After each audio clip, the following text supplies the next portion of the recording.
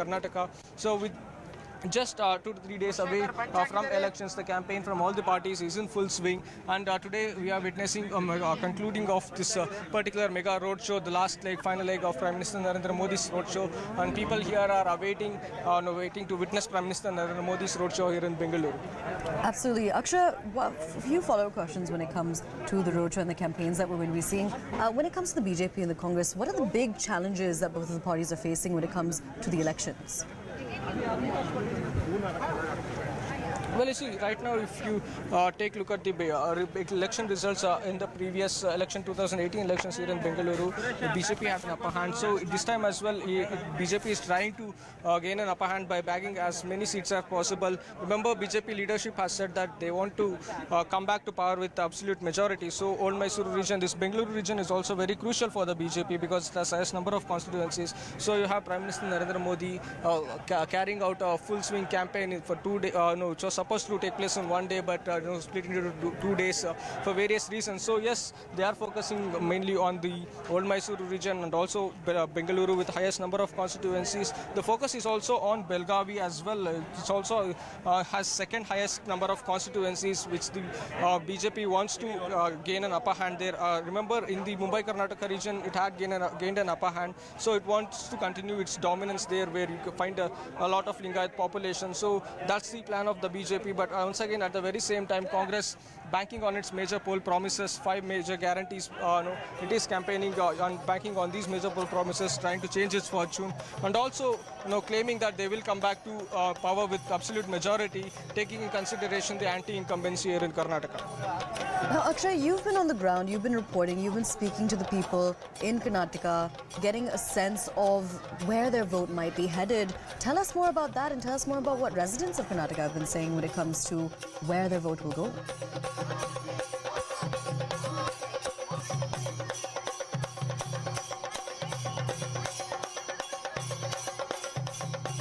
Who are traditionally supported the BJP, and you have Okaligas who support the Congress and the JDS, and you have various other communities who, OBC communities as well, few supporting BJP and few rest others rallying behind Siddaramaiah. So caste plays a very important role here in Karnataka. So hence, if you take a look at the Mumbai Karnataka region, BJP has a stronghold there, and if you come to the Old Mysuru region, JDS and Congress has a stronghold there. So BJP is trying to make inroads into this particular region. So first, primarily caste plays a very important aspect when it comes to Karnataka elections. If you take and the other issue which the BJP is facing is the anti-incumbency. When I spoke to many people in Belgavi and Hubli, Karnataka as well, few of the rural residents in the rural areas of these districts, they don't have proper drinking water facilities, irrigation facilities, and also transport facilities as well. In Chief Minister Basaraj Bommai's constituency, these are the issues that people pointed out.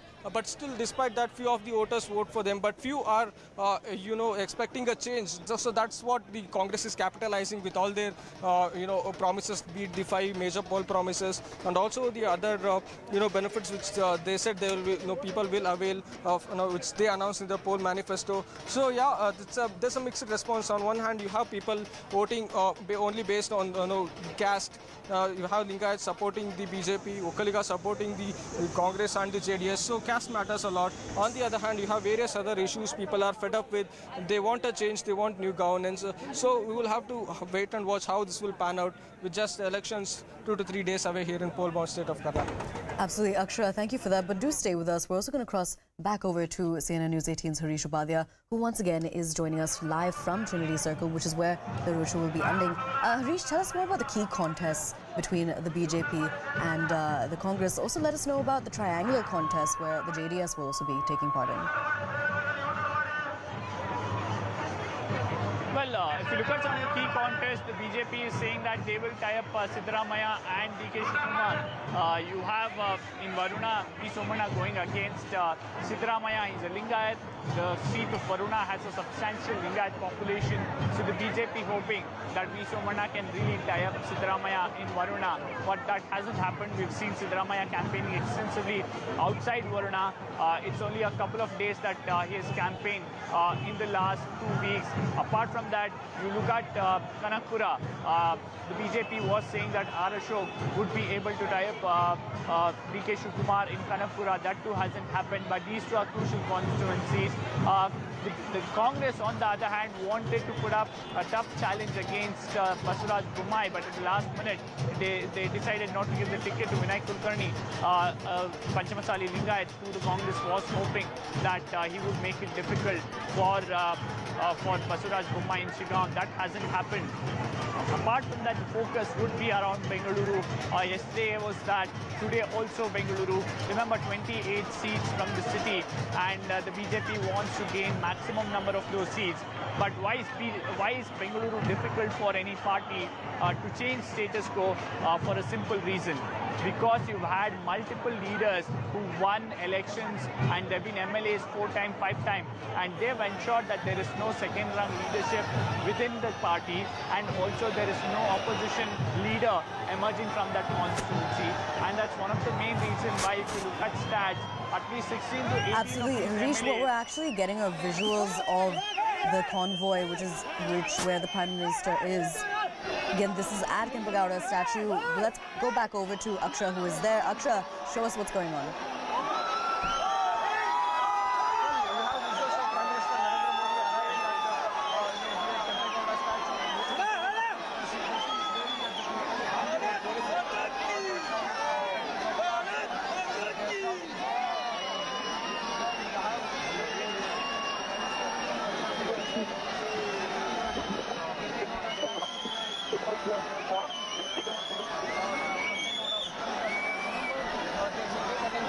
Now remember, this is the beginning of the roadshow for the Prime Minister. It's going to be a 10-kilometer roadshow. It's the final rally of the Prime Minister as well. There are going to be other star campaigners in the state. That includes Home Minister Amit Shah, as well as the Uttar Pradesh Chief Minister Yogi Adityanath.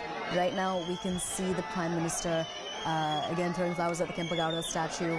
Again, this is in Bengaluru, where the roadshow is taking place. There are few issues that are going to be taken up when it comes to the political messaging behind the roadshow.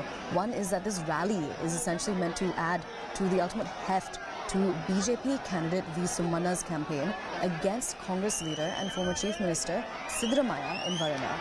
Then it's also going to be aimed at reaching out to voters in 15 constituencies across Mysore and Chamarajnagar. And beyond this, it also ties in perfectly with the BJP's counter to Congress Chief Mallikarjun Kharge's snake remark at the Prime Minister, which he later on clarified to say that that remark was actually not aimed at the Prime Minister, it was instead aimed at the BJP's ideology, which he called poisonous. But so that is a part of the political messaging when it comes to the BJP's final rally in the state. Now, we're also taking a look at the visuals which we're showing you, which are live. The Prime Minister is waving to all of the supporters. As you can see, lots of excitement, lots of cheering. When our reporters were speaking to those on the ground who were waiting to welcome the Prime Minister, they were very excited. They were also speaking, they raised slogans of Jai Shri Ram, Bajrang Bali, which has been a very prominent theme. All right, we're crossing over to CNN News 18's political editor, Maria Shakil. Maria, so we're getting visuals of the Prime Minister at Kempegowda statue. He's arrived in a convoy, and the roadshow is just about to begin. Yes, the concern certainly is Bengaluru. Bengaluru, in 2018, the BJP had got 11 out of 28 seats in Bengaluru. And that is the reason why this push that is coming from the Prime Minister. Yesterday, it was around 30 kilometers of roadshow that happened between 10:30 a.m. and 1 p.m. And we could see Hanuman as a prominent motive throughout. We have seen this election turn out to be that because of the ban promise that has been made by the Congress party in its election manifesto. And now we are seeing this push of an image which is clear of Hanuman throughout. Now the BJP is hoping that in Bengaluru Central, when the Prime Minister's roadshow is held today and it is about to begin any moment, that is where they are hoping it will be a turnaround completely. The Prime Minister, of course, remains a very, very powerful mascot for the BJP, and his popularity is on display here again. But when we talk about that that those chants that were heard on Saturday, Aisha, it was there Bajrang Bali and cutouts of Lord Hanuman was dominating the show. The BJP wants to send the message that this is an attack on Lord Hanuman with the promise being made by the Congress party of banning Bajrang Dal if they are voted to power. Absolutely. Now, when it comes to the big questions that emerge, what are they? When it comes to the BJP, what are the big questions there ahead of the elections? When it comes to the Congress and the JDS, could you tell us more about that? Yes. So, Aisha, these are elections in which the BJP is fighting for, it's a very important election for both the sides, both the important parties, both the national parties, that is the BJP and the Congress. For the BJP, Karnataka is the only state in southern India where they are in power, and hence it is the window to the south. In the run-up to 2024, if the BJP were to win Karnataka, continue to retain Karnataka, then it will send a message to other southern states as well. Telangana goes to polls in terms of its assembly elections later this year. We have seen that push that has come from the Prime Minister, particularly in the state of Tamil Nadu, Andhra Pradesh as well. In Kerala, he was seen also doing a roadshow. The message is that the southern India is being seen as a possible catchment area for the BJP going forward, because they understand that as far as the central and the northern parts of India are concerned, in all these terrains, they have hit the maximum, and there could be a potential anti-incumbency, because if these states voted for the BJP in terms of the maximum number of seats in 2014 and 2019, that may not be the scenario in 2024. And that is the reason why we are seeing this push in the southern India, and hence this battle is very important for the BJP in Karnataka. Having said that, what will it do in the opposition space? If the Congress were to win this election, it will certainly give that fillip to the Congress, the much needed one, so that it is not questioned anymore whether it can be the face of opposition or a potential fulcrum of opposition unity going ahead. Because we have seen that challenge come from Mamata Banerjee, come from Akhilesh Yadav, and even the Aam Aadmi Party and KCR and others, all of them have been saying that the Congress has really weakened the opposition, and it cannot be seen as a party that can take on the BJP and its election-winning might. Now what we are seeing in these elections is that this election in Karnataka, that's why becomes a do-or-die election for both the political parties going ahead, particularly in the run-up to 2024, Aisha. Absolutely, Maria. Thank you for that. Please stay with us, though. Right now, we're going to head over to CNN News 18's Akshara, who was there at the beginning of the roadshow at Kempegowda statue. Akshara, so the Prime Minister has just left that area. He's moving on with his 10-kilometer roadshow. But can you let us know about what people who are there, the supporters who have come out, what are they saying? How do they feel about seeing the Prime Minister there at the beginning of the roadshow?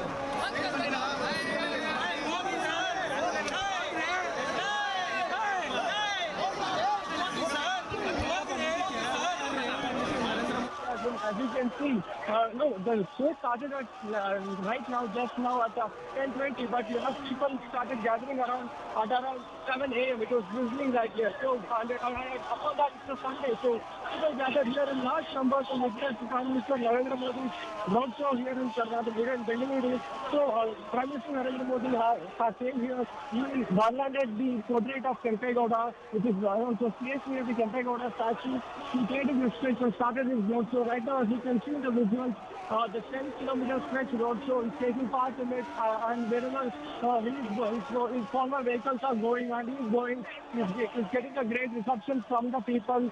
People gathered here in large number on a Sunday, welcoming Prime Minister Narendra Modi. And they also raising slogans like Har Ghar Modi, Modi Nama Mane Maga, which means that Prime Minister Modi is our home son. So these are the slogans. At the very same time, you're also getting to see slogans like Jai Bajrang Bali in the backdrop of Congress announcing that they'll be banning Bajrang Dal and many other such organizations here. So you're getting to hear those slogans as well. As you can see in the visuals, large number of people, large crowd gathered on a Sunday. Despite the rain here in the early morning, and the heat now. So despite all this, they have gathered here in large number just to witness Prime Minister Roadshow. So it's just 3 days ahead of the elections which are set to take place in Karnataka. The campaigning both by the BJP and Congress is in full swing.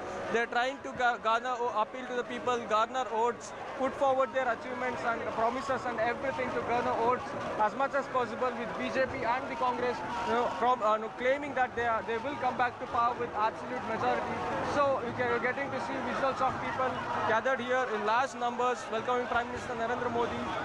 This is the final leg of the campaigning, hence the mega roadshow by Prime Minister Narendra Modi in one of the region, the Bengaluru rural and the urban, which matters a lot when it comes to Karnataka elections. Absolutely. Akshay, stay with us. We're also going to head back over to CNN News 18's Harish. Harish, when it comes to the fact that this is the last campaign rally of the Prime Minister ahead of the Karnataka elections, which are taking place on the 10th, why is the visit to Nanjangud so important? Why is it so significant? Well, this visit is important for 2-3 crucial reasons. It's very difficult for the BJP to change the status here in Bengaluru in terms of the number of seats. It's always been almost a near equal split between the BJP and the Congress, with only 2-3 seats really being the difference between the BJP and the Congress. And for that to change, the BJP needs an X factor. The BJP is hoping that the Prime Minister's visit and the roadshow here, almost a record of sorts, will really change it for the BJP, and they can gain more seats in Bengaluru, because there are not too many areas where the BJP can gain. Remember, they are sitting at 104 last election in 2018, post which they had 17 people switching over to the BJP, but they have to ensure that they gain seats in newer areas, and Bengaluru is one place that they are looking at.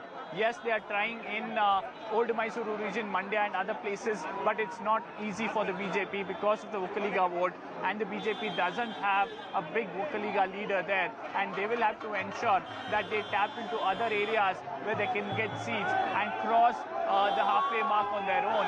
Remember, never ever has the BJP in the history of Karnataka got a full-fledged majority, a simple majority on their own in an election counting day. It's post-election strategies that have really helped the BJP to gain majority, whether it's getting people to switch over or late, like we saw in 2019, 17 people of the JDS and Congress switching over and joining them, contesting a by-election, or in 2008 we had independents backing them and few others switching to the BJP. So the BJP wants to ensure that these post-election strategy or the efforts that's required to form the government is not something that they are very keen on this time round. They are saying we want to cross 113 on our own, and that's why we want to tap into these areas where we believe there is still some potential for the BJP to gain seats. Absolutely, Harish. Thank you for that. Do stay with us. Akshay, we're going to come over to you next. When it comes to both of the manifestos that the BJP and the Congress have released, there are some main issues which people from Karnataka have raised as very important issues. One is civic infrastructure. We've seen multiple incidents over the past couple of years when it comes to that, and civic apathy. Then another main issue that has also come to light is traffic, which multiple residents continue to raise. Have the manifestos dealt with those issues? What have they said about it?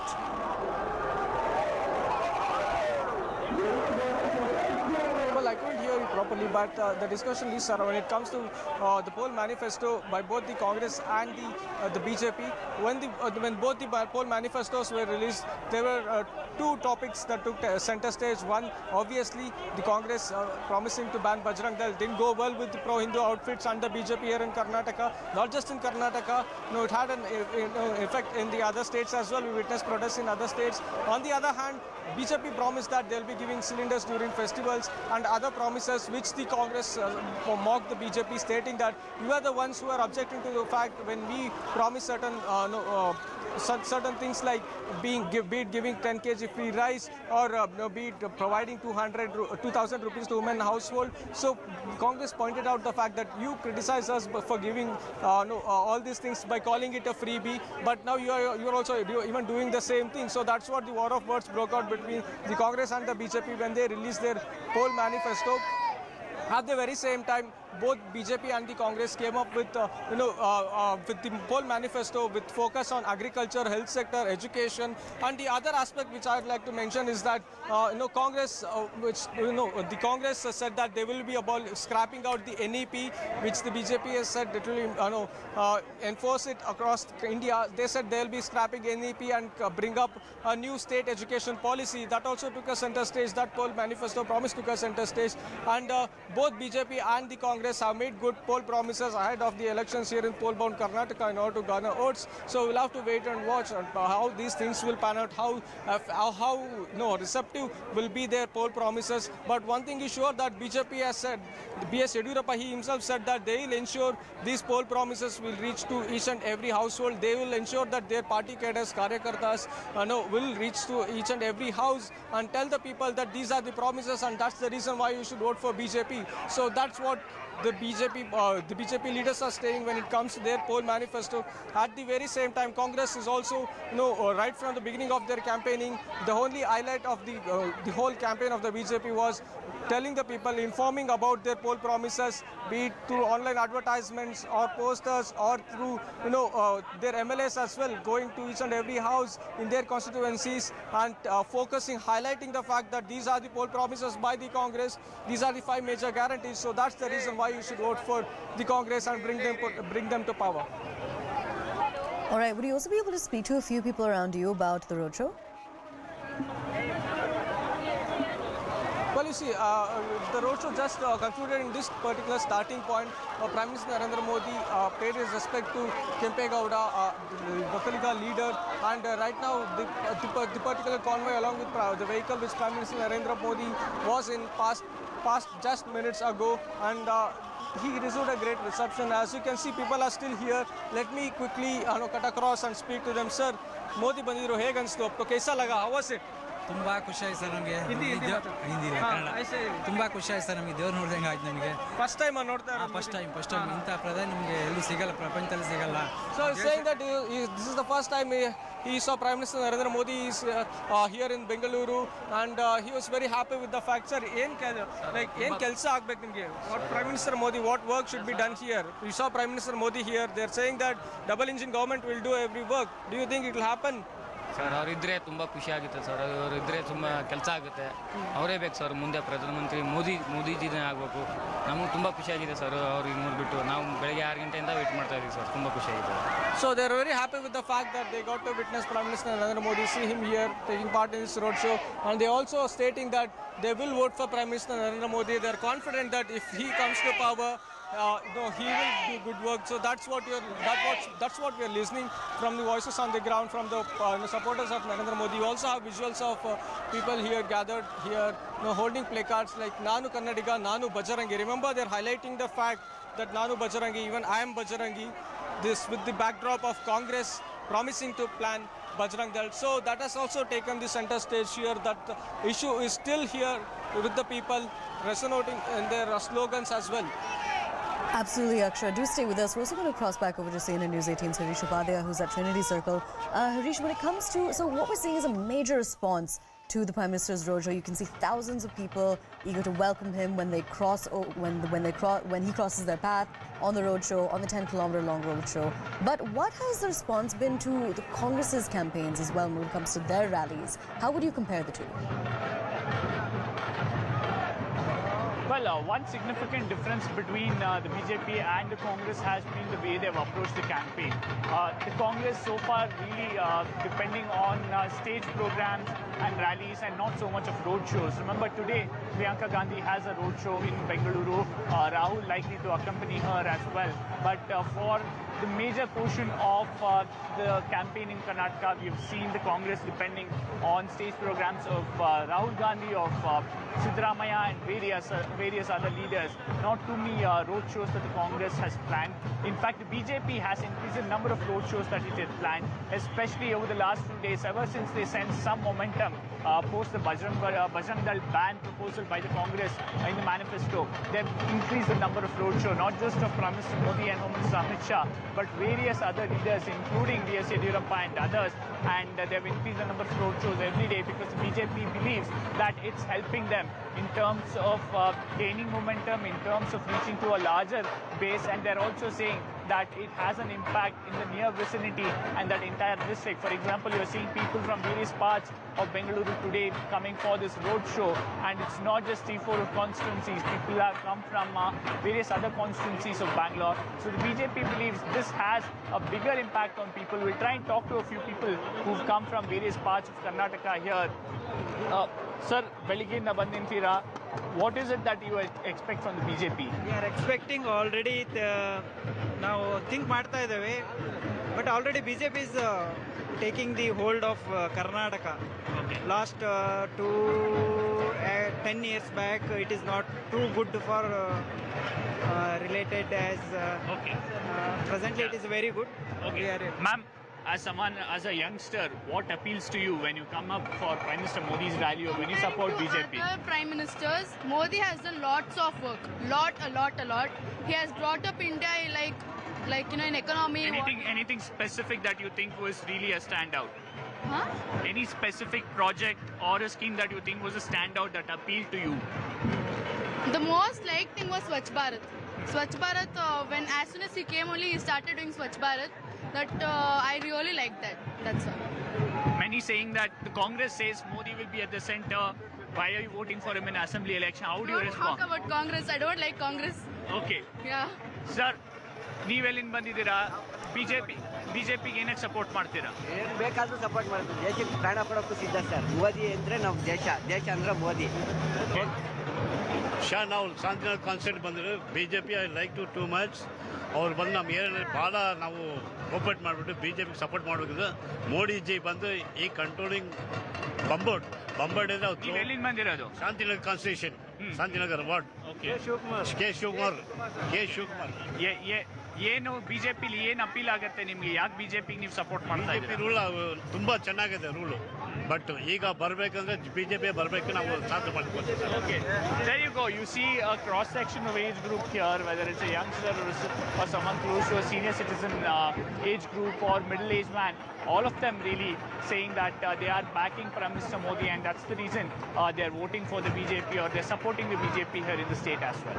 Absolutely. Harish and Akshara, thank you for getting us those voices and showing us those exciting visuals.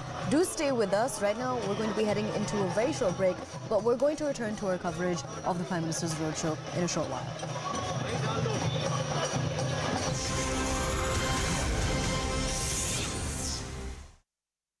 Which is scheduled for May 10, and the results will be announced on May 13. But before that, massive show of strength by the BJP, where Prime Minister Modi is holding a mega roadshow in Bengaluru, and he will be holding it tomorrow as well. Today, he will be covering a distance of 26 kilometers, whereas tomorrow he will be covering a distance of 10 kilometers. Our senior editor Pallavi Ghosh is with us. Pallavi, what do you think this roadshow will have an impact, a mega impact on the BJP's campaign trail ahead of the upcoming elections?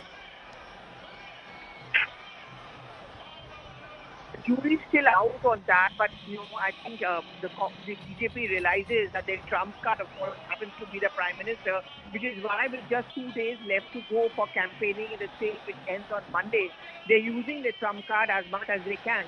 And this is going to be 2 days of mega road show by the Prime Minister. Today, almost 26 kilometers through the heart of Bengaluru. Tomorrow, for a couple of hours, he's also going to be there early morning, afternoon. From here, the Prime Minister, after a road show ends around 1:30, is actually going to be addressing 2 rallies in Bedami and Bengaluru areas. So clearly, the BJP realizes that the last few days, just as any political party does, the last few days becomes always very, very critical in deciding factor. So the Prime Minister's image, the talk about the double engine ki sarkar, that a party in power at the state is the same at the center, it's easier to replicate the schemes of the government of the center at the state level. That is actually a pitch of the Prime Minister. We can see those pictures, Anjali, of the Prime Minister going to a mega roadshow. They are people thanking him on both the sides.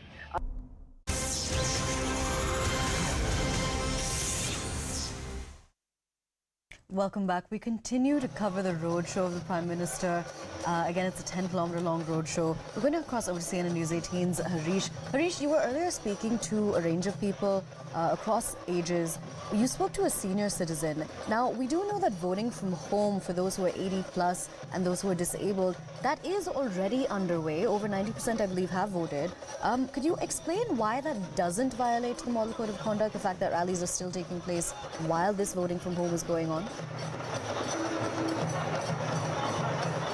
Well, that's the plan that the EC has, that they would want to ensure that some of these votes, especially of voting from home and above 80, is completed before the election day, because it would be extremely difficult for the Election Commission to ensure that voting from home day happens on the polling day, because that day the focus would be on polling booths and ensuring that those votes are casted and there's no issue with that and it passes off smoothly. Yes, this has been a concern, saying that every vote matters, even if you argue that some of the votes, the percentage of votes, especially of voting from home, is a very minuscule percentage. Many parties have also expressed concern that one, it shouldn't have happened when the campaign is on. Second is, the Congress earlier had said that it has slight concerns about the way it's done, and they're saying that there could be a possibility of manipulation. But the Election Commission trying out voting from home here in Karnataka for the first time, and they are hoping that it passes off smoothly. Perhaps there will be feedback given by various political parties once it happens, and it would be a question, or there would be a controversy when you see certain constituencies, if any political party wins with a very slender margin of 20-40 votes, then all these aspects will be raked up and these will be questioned. So far, we haven't seen too much controversy around it. Parties focused on ensuring that this last leg of election happens smoothly, and there's absolutely no last leg of campaigning, by your pardon, happens smoothly, because it's a very crucial phase for both the Congress and the BJP and all their focus on it. Absolutely. Harish, another follow-up question. When it comes to, we were really trying to ask Aksha, but I don't think that audio was able to go through. But I'm going to ask you the same question. When it comes to the main issues that there have been for voters, we can see that over the past few days, there's been a very large theme, the past few weeks rather, a large theme when it comes to religion, and caste as well has always remained a very important issue when it comes to the Karnataka elections. But when it comes to what residents are also trying to raise, they're trying to raise issues when it comes to civic infrastructure, they're trying to raise issues of traffic. What have the manifestos of both the Congress and the BJP, how have they responded to those issues? Well, as you rightly pointed out, over the last week or so, it's been issue of religion and communal issues that have really got the center stage.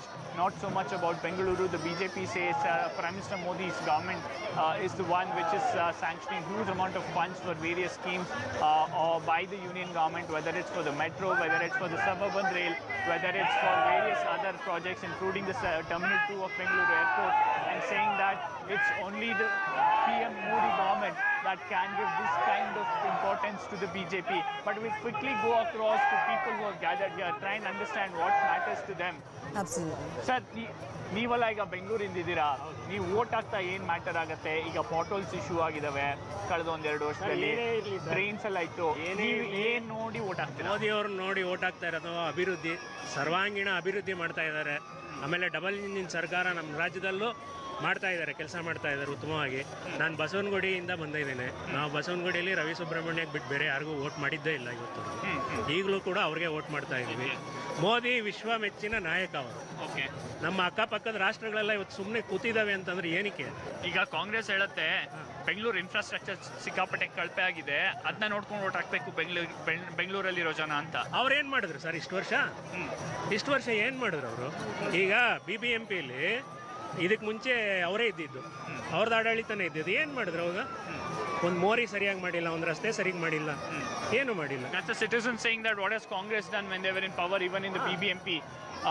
Ma'am, ನೀವು ಮಹಿಳೆಯಾಗಿ ಸಿಕ್ಕಾಪಟ್ಟೆ price rice issue ಅಂತ ಸಾಕಷ್ಟು ಜನ ಹೇಳ್ತಾರೆ, ದಿನನಿತ್ಯ ಸಾಮಾನು rate ಎಲ್ಲ ಜಾಸ್ತಿ ಆಗಿದೆ, ದಿನಸಿ ರೇಟ್ ಜಾಸ್ತಿ ಆಗಿದೆ ಅಂತ. ಅದು ನಿಮ್ಮ ಮನಸ್ಸಲ್ಲಿರತ್ತಾ ನೀವು ಓಟ್ ಹಾಕಕ್ಕೆ ಹೋದಾಗ ನಾಡಿದ್ದು? ಇಲ್ಲ ಸರ್, ಖಂಡಿತ ಇಲ್ಲ. ಒಂದು ಗ್ಯಾಸ್ ಸಿಲಿಂಡರ್ ಬೆಲೆ 1200-250 ರೂಪಾಯಿವರೆಗೂ ಜಾಸ್ತಿ ಆಗಿದ್ರು ಅದಕ್ಕೆ ಅನುಕೂಲ ಇದೆ ಅನ್ನೋದು ನಮಗೆ ಅರ್ಥ ಆಗುತ್ತೆ. ಅದೆಲ್ಲ ಅರ್ಥ ಮಾಡಿಕೊಂಡು ಎಲ್ಲ ಅಂದರೆ ಎಜುಕೇಷನ್ ಮಾಡಿರೋರಿಗೆ ಇದ್ರ ಬಗ್ಗೆ ಏನು ಅನ್ನೋದನ್ನ ಅರ್ಥ ಆಗುತ್ತೆ. ಅನ್ಎಜುಕೇಟೆಡ್ಗೆ ಜಾಸ್ತಿ ಬೆಲೆ ಅಂದರೆ ಈ ದಿನಸಿ ಮಾರೋರಿಗೆ ಮತ್ತು ತರಕಾರಿ ವ್ಯಾಪಾರಿಗಳಿಗೆ ಎಲ್ಲ ಸ್ವಲ್ಪ ಕಷ್ಟ ಆಗಿರ್ಬೋದು. ಅದೇ ಥರನೇ ಎಲ್ಲ ಕಡೆನೂ ಇಂಪ್ರೂವ್ ಆಗ್ತಿದೆ. ಬಿಜೆಪಿ ಬಂದ ಮೇಲೆ. ಬೆಂಗಳೂರಿಂದನಾ? ಹೌದು ಸರ್, ನಾನು KR ಪುರಂ ಭೈರತಿ ಬಸವರಾಜ್. ಕಾಂಗ್ರೆಸ್ ಅವ್ರು ಹೇಳ್ತಾರೆ ರೋಡ್ ಇನ್ಫ್ರಾಸ್ಟ್ರಕ್ಚರ್ ಎಲ್ಲ ಪ್ರಾಬ್ಲಮ್ ಇದೆ ಬೆಂಗಳೂರಲ್ಲಿ. ಎಲ್ಲ ಹೊಡೆದಿದ್ದಾರೆ ಸರ್. ಅಷ್ಟು ಇಲ್ದಿರ ಇದು DKCಗೆ ಇದು ನೋಟಿಸ್ ಕೊಟ್ರ ಇಲ್ಲ? ಸೋನಿಯಾ ಗಾಂಧಿ ಅಳಿಯ ಏನ್ ಮಾಡಿದ್ದಾರೆ? ಸೋನಿಯಾ ಗಾಂಧಿ ಅವ್ರು ಏನ್ ಮಾಡಿದ್ದಾರೆ? ಎಲ್ಲ ಕಿತ್ಕೊಂಡು ತಿನ್ನೋರೆ. Okay, there you go, another resident of Bangalore saying that the Congress too hasn't done anything for the city of Bengaluru, and they really have no moral right to talk about the infrastructure of the city or what the BJP has done. Absolutely, very interesting. Harish, so when it comes to the Prime Minister's schedule, once he's finished with the roadshow, I believe he's going to be heading your way again. It's going to be ending at Trinity Circle, close to 11:30-12, correct? What is going to happen afterwards? Can you tell us more about the public meetings that are scheduled for today?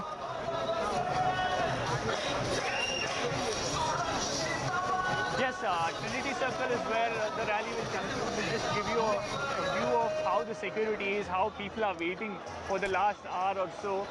This is where Prime Minister Modi's rally will conclude. After this, he heads to Shimoga, and he has another program in Shimoga where B.S. Yediyurappa will be taking part in.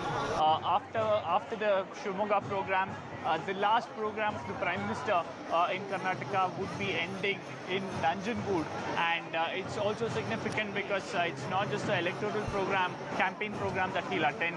He's also likely to visit a famous old temple in Nanjangud and then wrap up his campaign schedule in Karnataka. Although tomorrow is the last day for campaigning, Prime Minister ending his campaign in Karnataka today and then heading back to Delhi. But the BJP wants to keep the momentum. Other leaders likely to campaign today, and the BJP is saying that they will keep issues alive, they'll keep the momentum going till the 10th, because several within the BJP are saying that over the last week or so we've sensed that the momentum has shifted towards us, whether it was Mallikarjun Kharge's statement about Prime Minister Modi calling him a poisonous snake, or his son Priyank Kharge calling him a useless son, or the main issue for the BJP over the last week or so. Absolutely, Harisha, just do stay with us for a minute. We're also going to be crossing over to our senior editor, Pallavi Ghosh.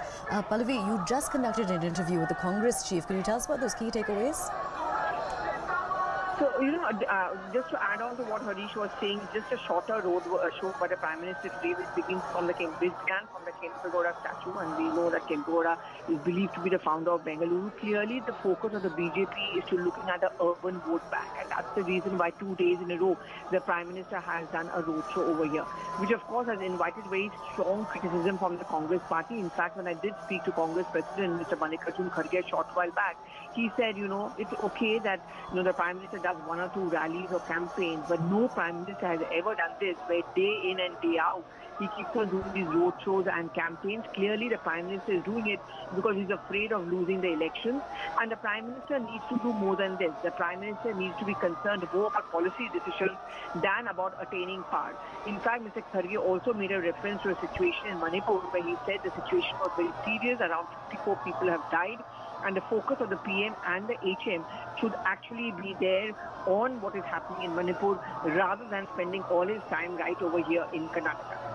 All right, Pallavi, a few follow-up questions. Considering that our reporters who are on the ground, Harish Upadhyay and Akshara, they've been able to speak to people on the ground. What we've also been hearing throughout the roadshow that began a short while ago are slogans of Jai Shri Ram, Bajrang Bali. Can you give us more context to how important that is when it comes to the elections? Well, we'll have to see how much it does have an impact on elections. But the fact is that in northern and coastal Karnataka, which is in case considered to be the Hindutva zone or Hindutva stronghold of the Congress party, what may happen is that in this case it just consolidates that particular vote bank of the stronghold of the BJP and consolidates the vote bank for the BJP. I think the jury is still out. But the fact that the Congress is on a back foot is evident from the fact that D.K. Shivkumar talks about building Hanuman temples. Mr. Kharge is interviewed to me saying that, in my constituency, 80 Hanuman temples were built, and it's not correct to link religion with politics. In fact, at his campaign in Hubli yesterday, he did say Jai Bajrangbali, but added on the corruption to it. The BJP's narrative is not just restricted to Karnataka. When the elections are done and dusted and we're actually moving closer and closer to a Lok Sabha elections of 2024, the BJP is definitely going to use this to consolidate its Hindutva vote bank into UP, in Bihar, and in much of northern India to project the Congress as an anti-Hindu party. All right, and would you also be able to tell us about all of the rallies that we're going to be expecting to see today from the Congress side? So in the Congress, Rahul Gandhi is back with his rallies today, and in fact, Indira Gandhi is also doing a rally at a roadshow. Tomorrow, as we said, that is going to be the last day of campaigning.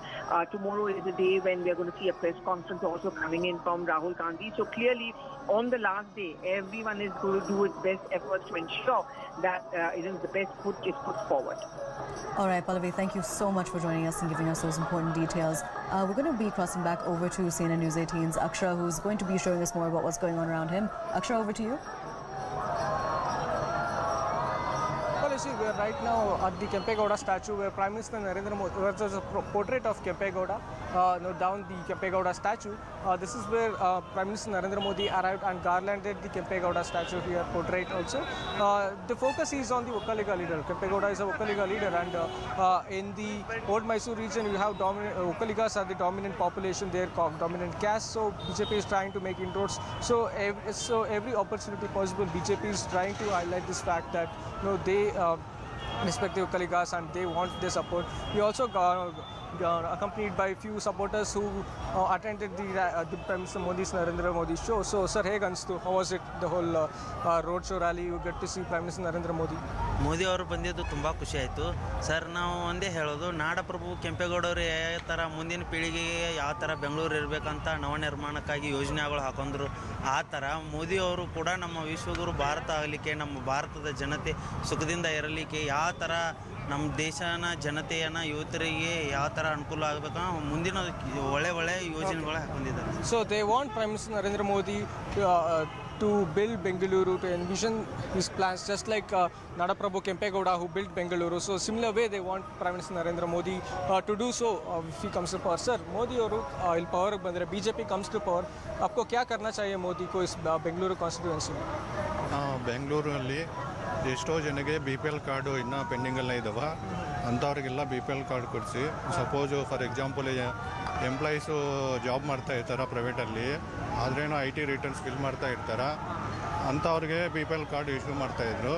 ಅಂಥವ್ರಿಗೆ control ಮಾಡಿ, ಯಾರು tax pay ಮಾಡಲ್ಲೋ, ಯಾರು IT returns ಮಾಡಲ್ಲೋ ಅಂಥವ್ರಿಗೆ without any documents BPL card issue ಮಾಡ್ತೀರಾ ಅಂತ expect ಮಾಡ್ತೀವಿ. So one important fact which he is highlighting is that many people are yet to get the BPL card. Now remember, many such many promises by the Congress or the BJP depends on the fact that if they are belongs to the BPL family and they still don't have BPL card. So that's what he's highlighting, that's what he's expecting the government to first provide BPL card and then go ahead and provide them the benefits. If they don't have any BPL card, so how is it going to be enrolled? How will they get benefit from the promises that have been made? So that's what the demand is from.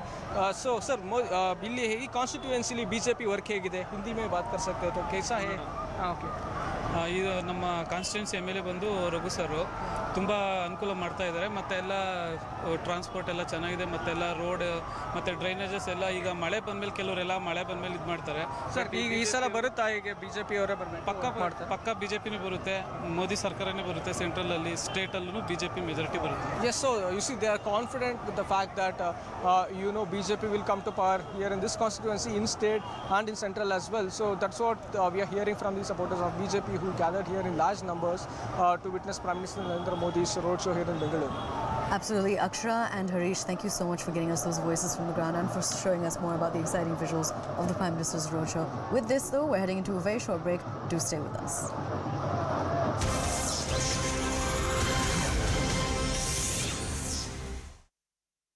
Seeing that challenge come from Mamta Banerjee, come from Akhilesh Yadav, Even Aam Aadmi Party and KCR and others, all of them have been saying that the Congress has really weakened the opposition and it cannot be seen as a party that can take on the BJP and its election-winning might. Now what we are seeing in these elections is that this election in Karnataka, that's why becomes a do-or-die election for both the political parties going ahead, particularly in the run-up to 2024, Aisha. Absolutely, Maria, thank you for that. Please stay with us though. Right now we're going to head over to CNN News 18's Akshara, who was there at the beginning of the roadshow at Kempegowda statue. Akshara, so the Prime Minister has just left that area. He's moving on with his 10-kilometer roadshow. But can you let us know about what people who are there, the supporters who have come out, what are they saying? How do they feel about seeing the Prime Minister there at the beginning of the roadshow?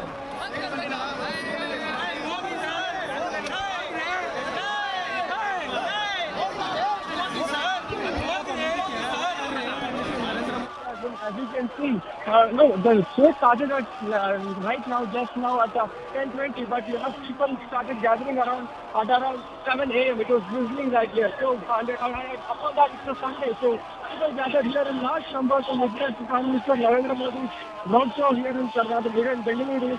So, Prime Minister Narendra Modi has came here. He garlanded the portrait of Kempegowda, which is also placed near the Kempegowda statue.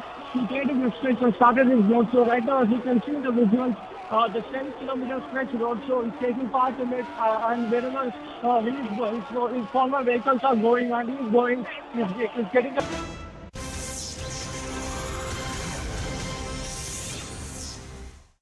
Welcome back to Breaking on News 18. For those just tuning in, my name is Aisha Varma and we are covering the Prime Minister's roadshow in Karnataka, in Bengaluru. It's a 10-kilometer long roadshow and we have our reporters on the ground, which we were crossing over to CNN News 18's Akshara earlier, who was there at the beginning of the roadshow. Right now, we're going to be crossing over to CNN News 18's Harish Upadhyaya, who's at Trinity Circle, which is where the roadshow is going to be ending.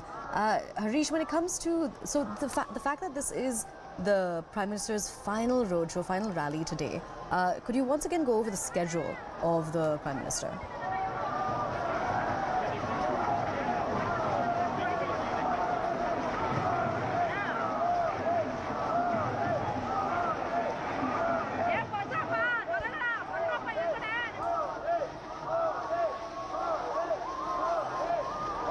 All right, we'll try to re-establish that connection with our reporters on the ground.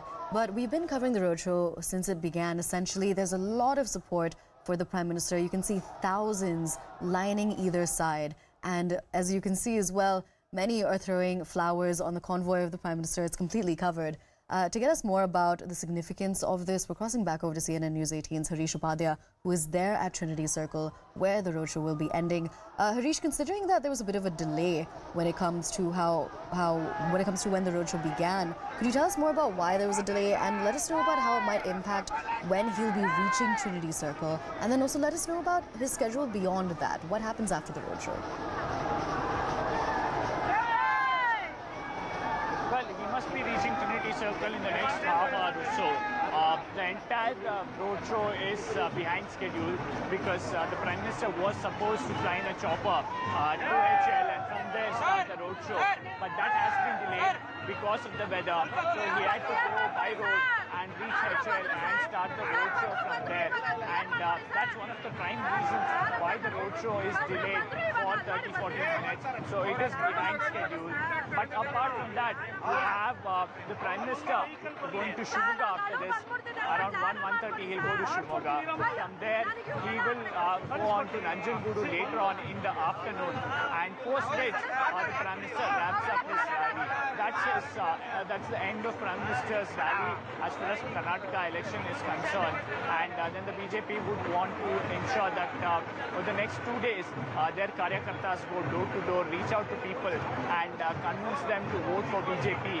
And they will ensure that there is more awareness about the candidates and the programs of the Prime Minister Modi Sarkar. That's the plan that the BJP has so far. Apart from that, what you will see over the next 2 days is also the fact that the BJP will try to ensure that wherever they assess that there are locations where they are not on a very strong footing, the BJP might ensure on door-to-door campaigns they increase their intensity. That's one programs or idea of the BJP for the next few days. That some of these aspects that have come to the last 4 days or so. For example, the Bajrangbali chanting that's been happening by Prime Minister because of the ban on Bajrangbali proposed in the Congress manifesto, or what Mallikarjun Kharge and his son have said about Prime Minister Modi. That's something that can be read in the public domain.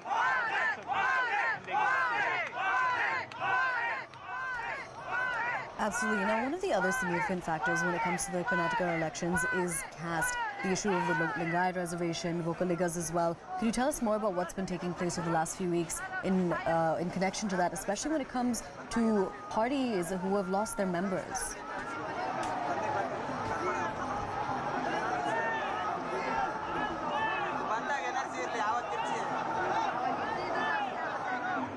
Harish, if you can hear me, essentially wanted to ask you more about how significant caste is when it comes to the Karnataka election, specifically when we're talking about Lingayats and Vokaligas. And let's also try to talk about, for our viewers, let's also try to talk about the parties, the BJP, that has lost important faces when it comes to caste as well. Well, if you look at the caste calculation in Karnataka now, traditionally the Lingayats have backed the BJP. But why is it a cause of concern now? That's for two reasons. One, we've had a Panchamasali reservation agitation over the last few months. Although the government has increased the reservation by 2%, many within the Panchamasali Lingayat community are not happy with that. And that seems to be an uneasy calm in the Panchamasali Lingayat community. So there are question marks on whether the community will back the BJP like they've done in earlier elections. The second one is you've had Lakshman Savdi and Jagdish Shettar quitting the BJP and moving to the Congress. There is some worry on whether that will have an impact, especially local impact, whether it's in Hubli Dharwad region or in Belagavi. So those two are real concerns when you talk about the Lingayat vote base for the BJP. The BJP at the same time has tried to woo the Vokaliga community, but the fact that the party doesn't have a big Vokaliga face has made it difficult for the BJP to make inroads into the old Mysore region. Yes, they've ensured that RSO contest from Kanakpura. They also have CP Yogeshwar from Chandpatna, but none of them really likely to change BJP's prospects in old Mysore region is what many within the party are also assessing. So where is the other crucial route back for the BJP? The BJP is saying that because of the change in reservation, they are hoping that the SC left faction backs the BJP full-fledged this time round. Remember, they have changed the internal reservation. They have not just increased the reservation for SCs and STs, they have also changed the internal reservation of the SCs and STs, and they are hoping that the SC left would back them. But on the other hand, they're also worried about certain subsects of SCs and STs going against the party, whether it's the Lambani community, the Banjara community and others going against the party. That's a worry that the BJP has.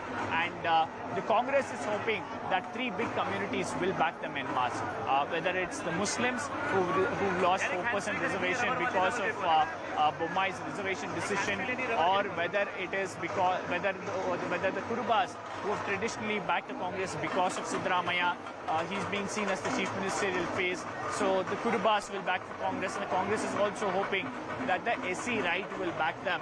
And these three significant communities backing the Congress, the party hopes will change its equation in several constituencies and help them cross the halfway mark.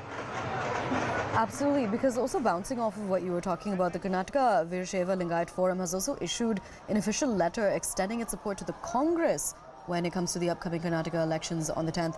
All right, so Harish, thank you for that information. Do stay with us. We're going to cross back over to CNN News 18's Akshara to get us more details on what the campaigns have been like. Akshara, would you be able to tell us about what kind of role ex-CM B.S. Yadurappa has had when it comes to the BJP's campaign?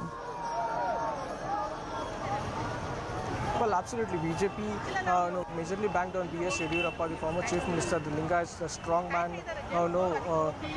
After Virendra Patil of Congress was sacked from the Congress as Chief Minister, all the Lingayats rallied behind former Chief Minister B.S. Yediyurappa, and he was the one who was responsible for BJP to be built right from scratch to where it is now, right here in Karnataka.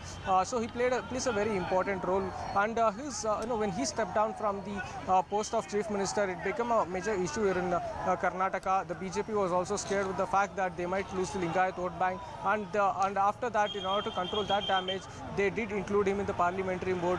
As you can see in all the roadshows or the campaigns by the BJP, you had former Chief Minister B.S. Yediyurappa who headed it.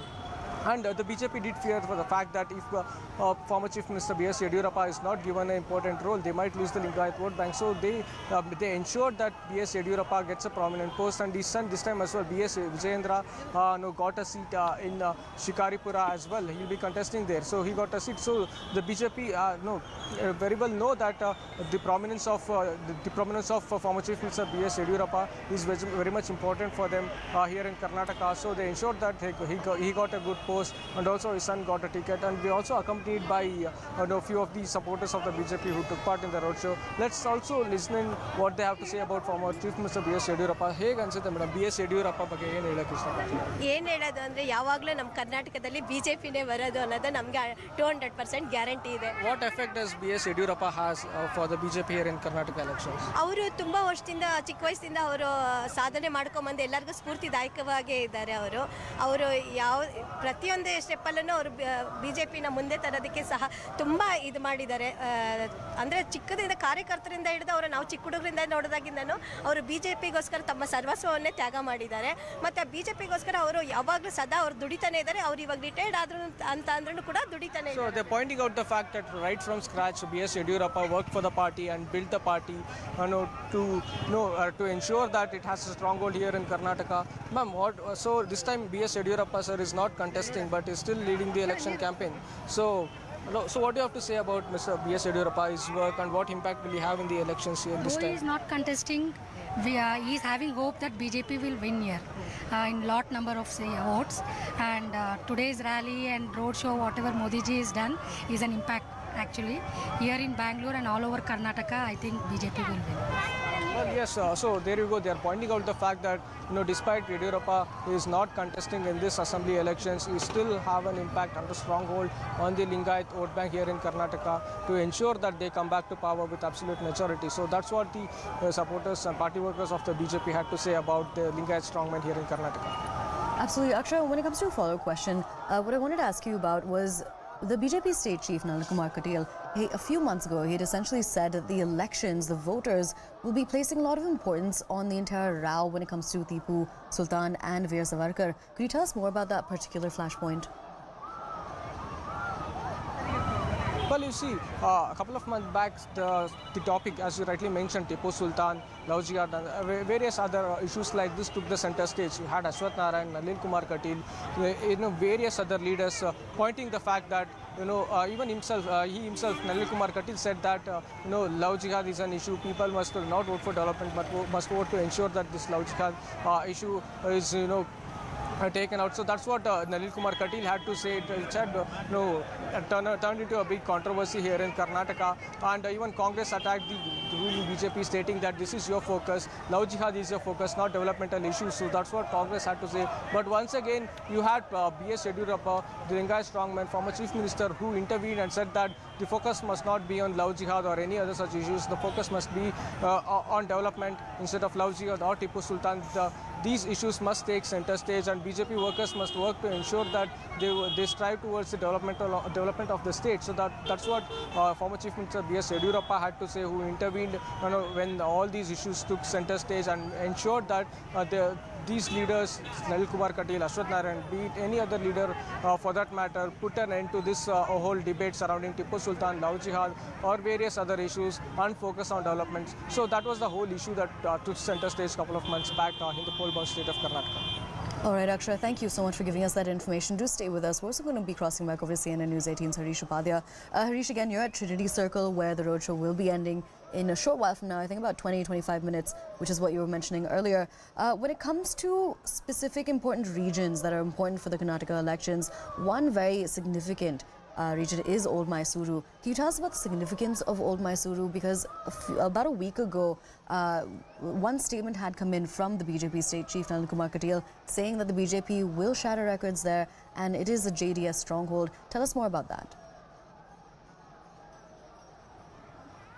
Well, Old Mysuru is important because it has around 12 districts over there, and which means that there's a significant chunk of seats that's there, and the BJP has to make inroads if they want to cross and gain 113 seats and form government on their own without having to poach MLAs or look for MLAs post-election results. And for making inroads into Old Mysuru region, they have to ensure that they will have to get seats here, which means they will have to get the Vokkaligas to vote for them.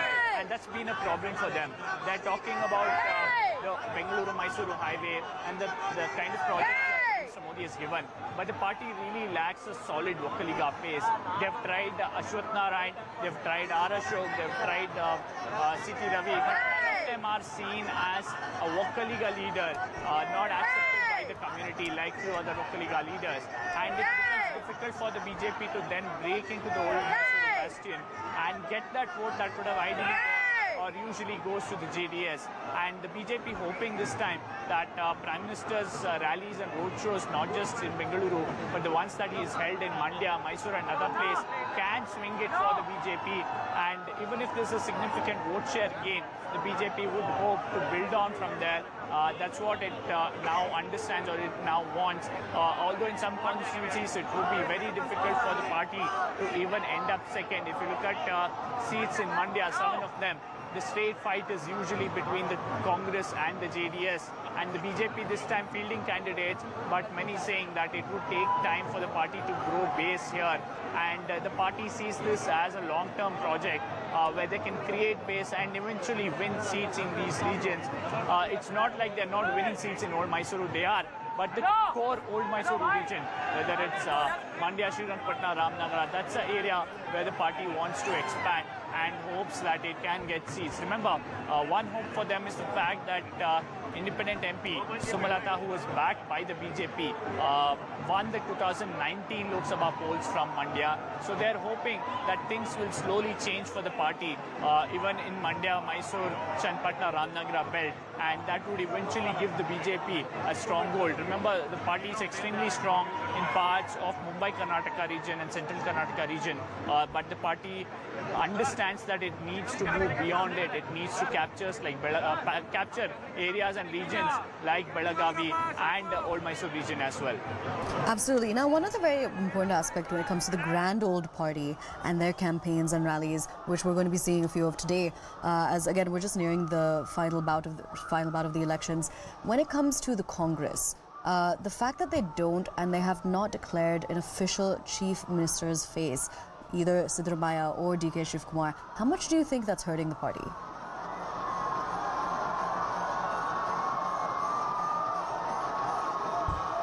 Congress party says that it traditionally doesn't announce a CM face in any election, and this time round too, the party maintaining it that it won't announce a CM face. It would announce or decide on the CM only once the party comes to power. The Congress legislature party would give its opinion, the newly elected MLAs would give their opinion, and the Congress High Command will decide who the CM will be. There is also a thinking within the Congress party that if they announce a CM face now, it could have a lot of problems at hand. If it announces Siddaramaiah as the chief ministerial candidate, then there is a feeling that the Vokkaligas might not really back the Congress like they would do in other case, and that's why his name hasn't been announced. And also it would open up a Pandora's box. There's a fear that DK Shivkumar wouldn't work if Siddaramaiah is announced as the CM face, and that's primarily the reason that you have the party not announcing a CM face. If they had gone ahead and announced DK Shivkumar as the CM face, then there is a fear that Siddaramaiah wouldn't work at the pace that he should ideally for the Congress party to get into three-figure mark. And considering all this and considering the party's stance on not announcing a CM face before the election, the party perhaps thought it's safe not to name anybody as the chief ministerial face and then decide if they do get into power, get into majority. But considering the kind of clout and the appeal that Siddaramaiah enjoys within Karnataka from various other communities, clearly he would have a slight edge over DK Shivakumar if the Congress does come to power. Absolutely. Now, both parties, the Congress and the BJP, are going all out when it comes to these final campaigns in the state ahead of the elections. When it comes to the BJP, who are the other star campaigners that are going to be used between today and tomorrow?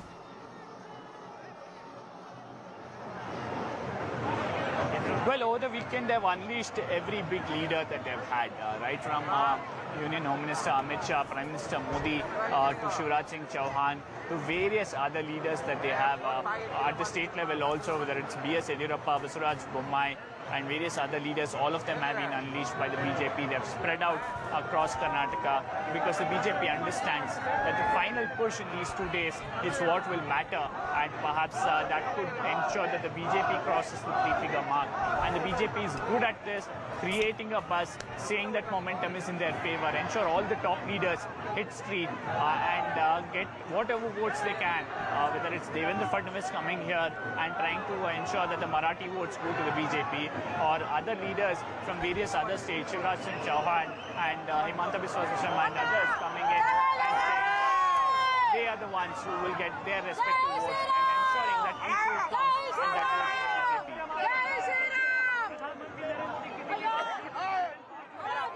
Absolutely. We're going to try to cross over to CNN News 18's Aksha, who was there at the beginning of the roadshow. Aksha, the BJP tends to focus more on roadshows than rallies, essentially to reach the last man on the ground. There's more of a personal connect. Could you tell us more about that? Well, you see, yes, you have BJP, taking into roadshows. You have mega roadshows by JP Nadda, Amit Shah, and as you witnessed from the yesterday and today, Prime Minister Narendra Modi as well. Yes, they're banking on these roadshows. At the very same time, you also have to point out the fact that what B.S. Yediyurappa said very recently when they released their poll manifesto, BJP is a party which banks heavily on their cadre as well. So they want all their karyakartas to reach out to each and every house in every constituency and speak to the people there and also tell them that these are the achievements by the BJP party, these are the works conducted by the BJP party, and these are the promises. Remember, right before this, we had the Vijay Sankalp Yatra, and also they had their booth level abhiyan where in every booth you have their karyakartas reaching out to people, stating that this was the work done by the double engine government, which they said that it's being carried out, and also these are the poll promises, these are the benefits people which they will receive. These are the developmental works that will be carried out by Prime Minister Modi or any state leader for that matter here in Karnataka. So that was the highlight. The booth level campaign was carried out in order to reach out to each and every house in the respective constituencies where their party is in power, or if they are not in power as well. So the ground level work, grassroots level work was also done by the BJP, and here in the final leg you are getting to see mega rallies, roadshows by all the leaders of the central and state leadership, even bagging in many actors as well. Kicha Sudeep, you had Digant and many such actors here doing a door-to-door campaign in a few constituencies to ensure that they garner votes through the star power of these actors as well. So in all ways possible, right from mega rallies, door-to-door campaigns, or karyakartas reaching out to people in each and every house, informing the people what they'll be doing, what they have been done. So in every possible way, BJP is reaching out to people, each and every house, to ensure that they get their votes and come back to power with an absolute majority, which the BJP claims that they will be coming back to power with this absolute majority.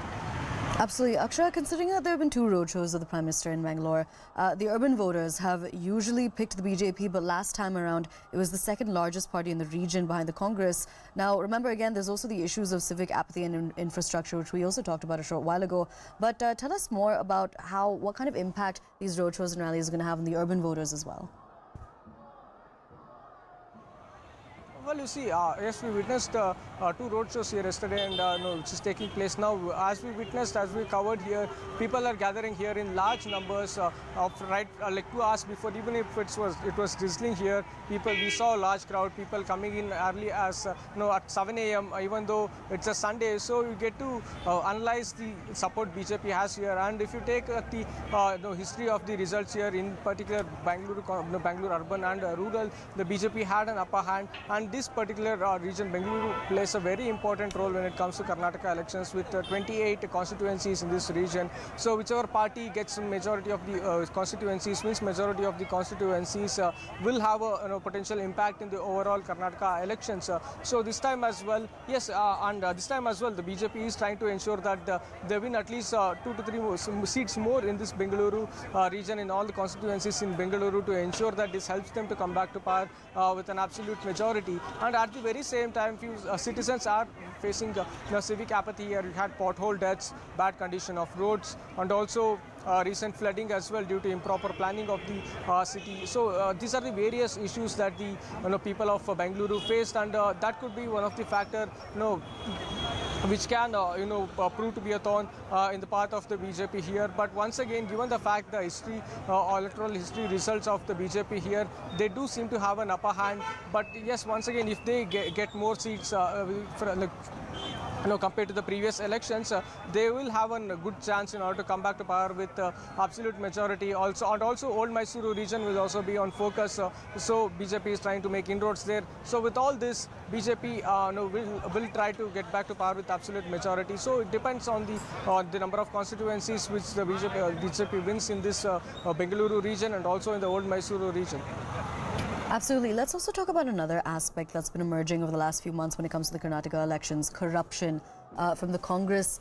All right, we're going to cross over to CNN News 18's Harish. Harish, so are we getting visuals of the Prime Minister's convoy at Trinity Circle?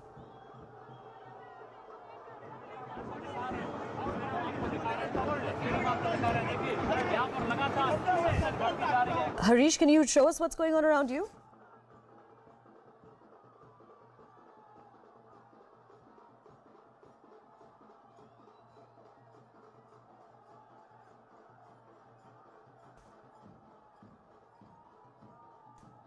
All right, we'll try to re-establish that connection. Harish, if you can hear me, would you be able to show us what's going on around you? You're at Trinity Circle, which is where the roadshow is essentially going to be ending. Well, the Prime Minister's convoy likely to reach here in the next 4 or 5 minutes. I'll ask my EJ to show you around. The intensity is increasing. The supporters of BJP and Prime Minister Narendra Modi patiently waiting here. And you can see the entire Trinity Circle is jam-packed over here. Not an inch of space left. Security has been stepped up. At the same time, people ensuring that they get every seat or perhaps every inch of space where they can stand.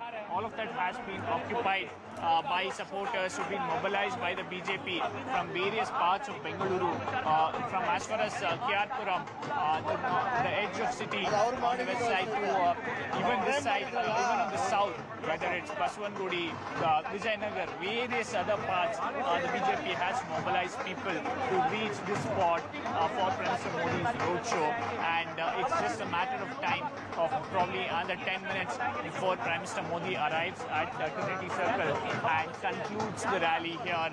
With that, BJP would be hoping that that momentum sustains for the next 2 to 3 days till Wednesday, and the BJP can gain from this, especially in the region of Bengaluru. Absolutely. Harish, let's also talk about one other important aspect that we've seen come up during the last few months, especially when it comes to the Karnataka elections.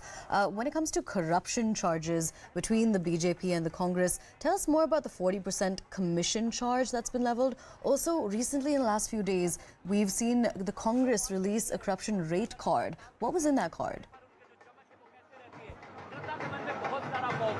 Well, that was the Congress releasing a rate card of corruption in the BJP government. That was in every front page of all the newspapers, Kannada or English, saying that there are various posts in the government, right from sub-inspector post to revenue officer to various other posts in the government, where there's a rate card of how much bribe has to be given for appointment, and the Congress saying that was the rate card of the BJP while in power under Basuraj Bommai, saying that this is what the BJP is doing, and if the people of Karnataka want that to change, then Congress party is the hope. That was the Congress saying in all their newspaper ads. But remember, they've got into trouble for that. In fact, the Election Commission of India has issued a notice to the Congress party asking on what basis the Congress party has made those statements.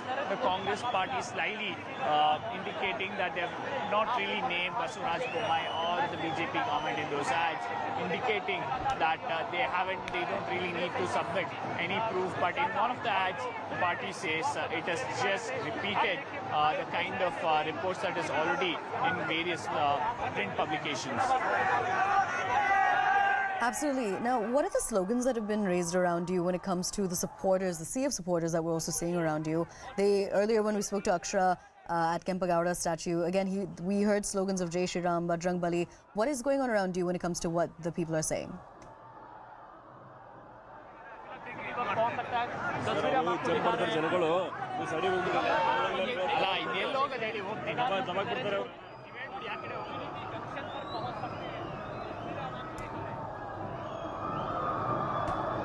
Harish, can you hear me?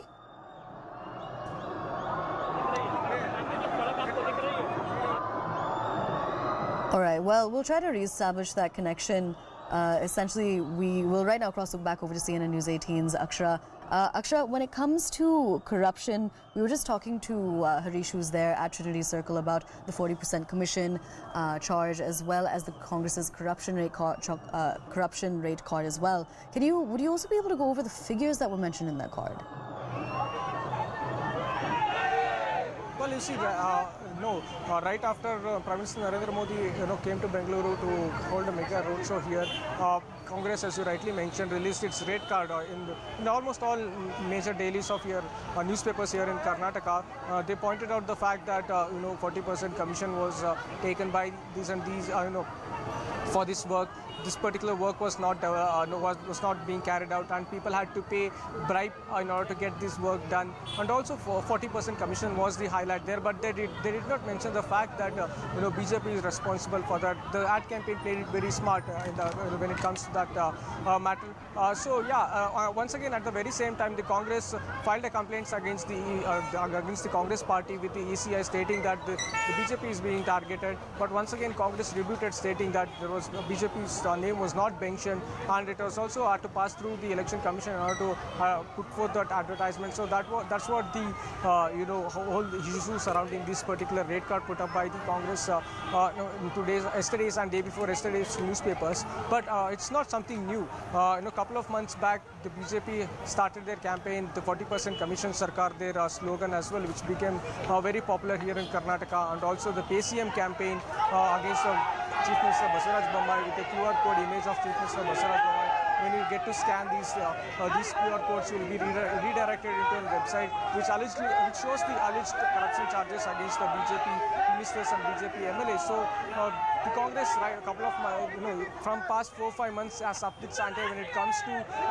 corruption charges against the BJP. But at the very same time, it was very embarrassing for the BJP, because it's their own MLA's son was caught red-handed accepting bribe, and he is also one of the prime accused in the Lokayukta FIR when this comes to corruption case, the recent corruption case.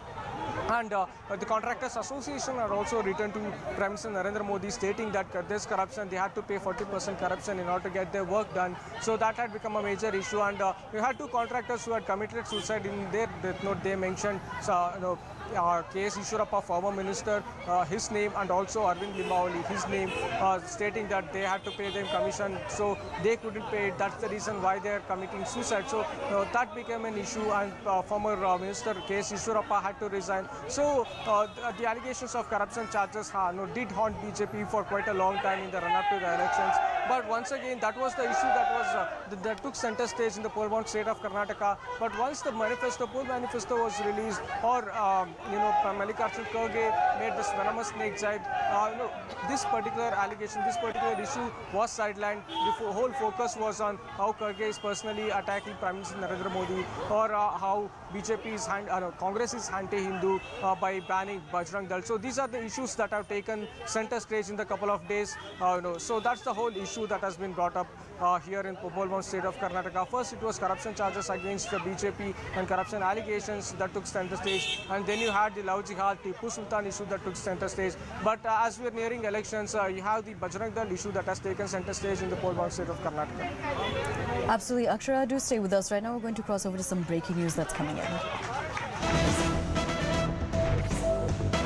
Now, just 3 days before the polling in Karnataka, there are IT raids being conducted across the state. Congress leaders and their aides are under the scanner. Priyank Kharge's close aide, Arvind Chauhan's house and hotel were reportedly raided by the IT department. To get us more on this latest development and this breaking input, we're crossing over to CNN News 18's Harish Upadhyay. Harish, what can you tell us about these raids?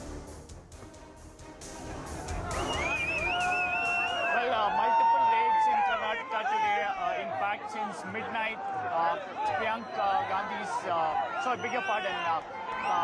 Mallikarjun Kharge's son, Priyank Kharge's close aide, has been raided in Karnataka.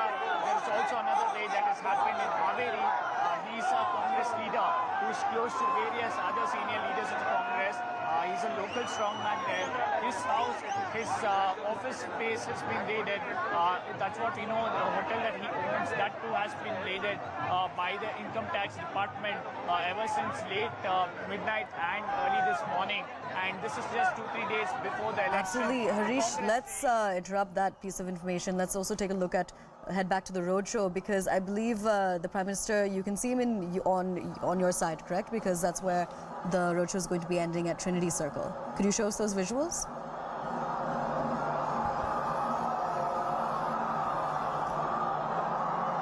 Trinity Circle in the next few minutes. The security has been stepped up. The local police have been asked to ensure that the crowd doesn't spill over from outside the barricade, and they have taken position now, perhaps just minutes to go before the Prime Minister and his roadshow convoy approaches the Trinity Circle. He's likely to take a small round here to ensure that people who gathered around Trinity Circle to get a view, he can thank them for the kind of support and love that they have been showing to the Prime Minister and the BJP here in Karnataka. That's the plan that is there right now. After this, he's most likely to head to HL Airport. From there on, he would be flying to Shimoga. That's the itinerary. Look at the scenes here at Trinity Circle.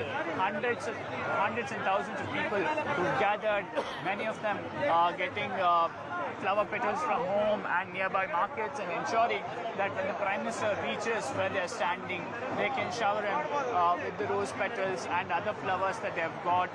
They've also come with various banners indicating where they've come from, the families, or the kind of love that they have. In fact, we've had a few artists also, folk artists also coming in with their team and performing here near Trinity Circle. Those visuals will be showing through the day from morning. Those are folk artists who come from various parts of Bengaluru. We've also had a few artists who've drawn posters for the Prime Minister. So the mood upbeat here in Trinity Circle as the Prime Minister's convoy is likely to reach here anytime now. Let's also talk about the new faces that the BJP has put up, because some senior leaders have also passed on the mantle to their sons. Well, at least around 18 sitting MLAs have been refused by the BJP. In some cases, it's their family members or their sons who've been given ticket, whether it's Anand Singh from Vijayanagar or whether it's Arvind Limbavali's wife being given a ticket from Madhepura in Bengaluru, or even in fact B.S. Yediyurappa's son being given a ticket from Shikaripura. Remember, B.S. Yediyurappa himself has moved away from electoral politics, so his son has been given a ticket from Shikaripura. In all, around 18 sitting MLAs who've been refused a ticket or not given a ticket. Apart from that, several new faces in constituencies where the BJP doesn't have a very strong presence. Areas of Mandya and Old Mysuru. There too, the BJP trying out new candidates, trying to see if that will work for the party. It's fielding former Bengaluru City Police Commissioner Bhaskar Rao against Zamir Ahmed in Chamrajpet. So these experiments the party is hoping will widen the party base and ensure that the party can grow in the coming days. The focus definitely is on the upcoming elections that's happening on the 10th and the results on 13th, but also the focus would be around how the party grows from here on. Remember, there will be a leadership vacuum. Yes, you have Basavaraj Bommai leading the party, B.S. Yediyurappa actively campaigning, but there will be a phase when B.S. Yediyurappa will move away from campaigning as well, and the party wants to prepare for that.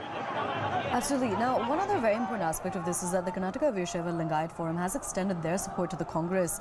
How will that fare for the BJP, considering that the Lingayats were seen as are seen as traditional voters of the party? Well, it is more complex than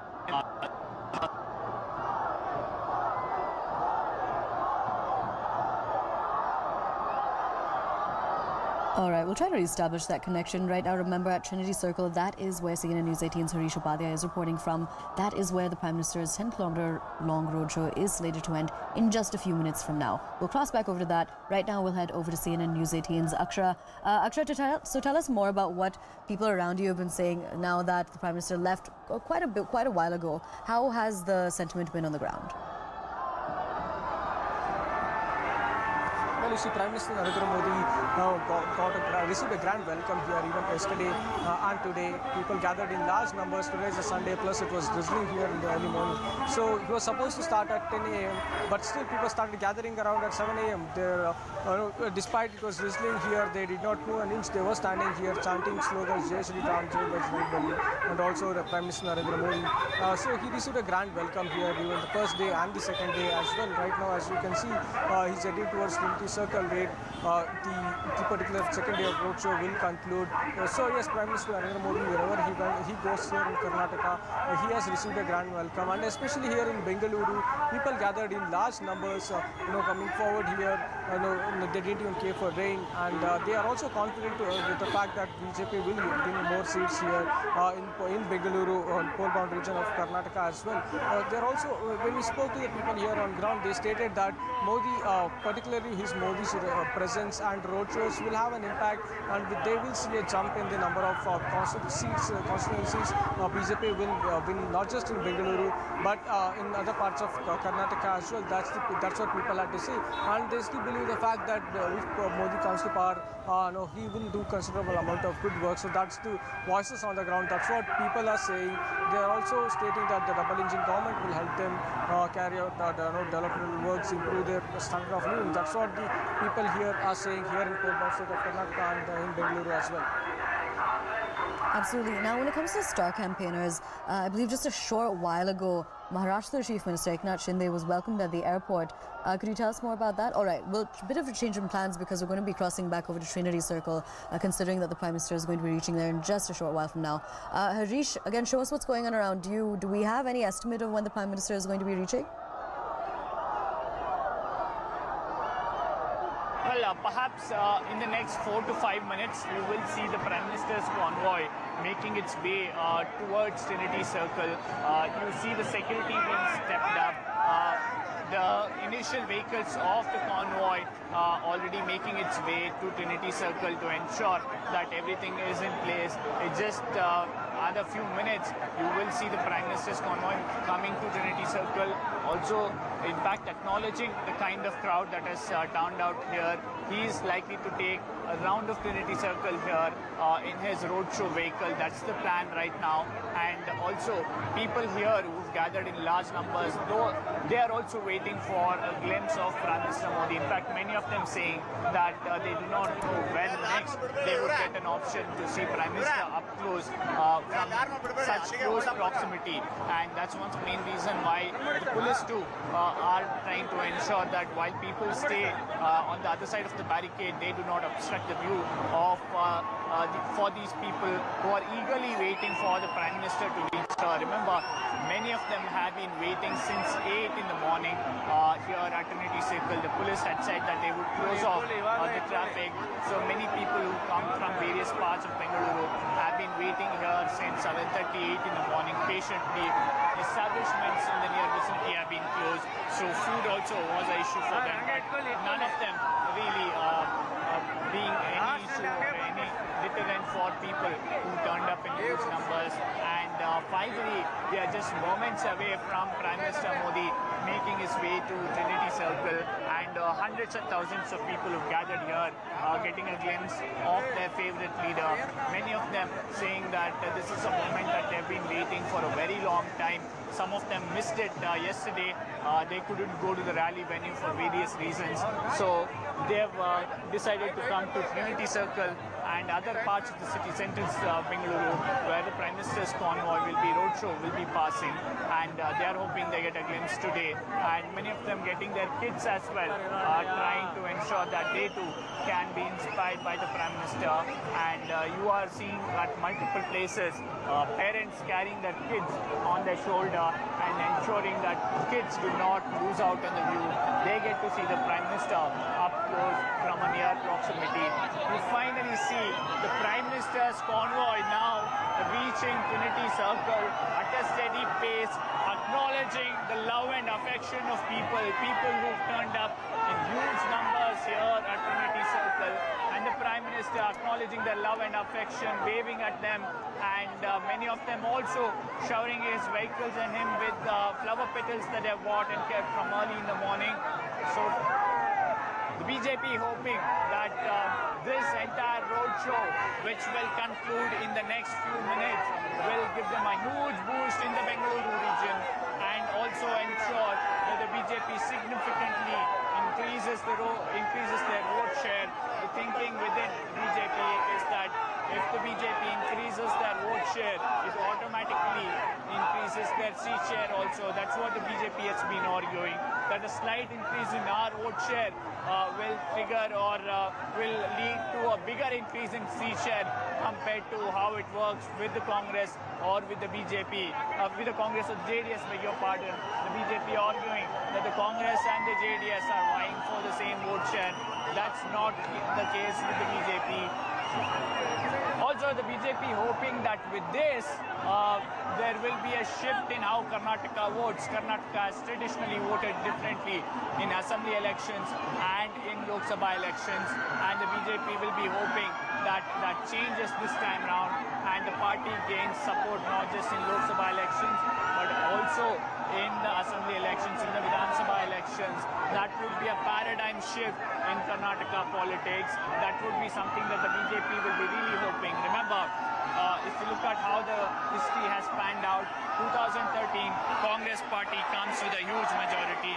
14, it is in the Lok Sabha election, the BJP gains a significant share. And in 2018, the BJP gains 104 seats, fall short of majority. But in 2019 Lok Sabha election, the BJP going on to win a record 25 Lok Sabha seats from Karnataka, helping the BJP get a very decisive mandate at the center.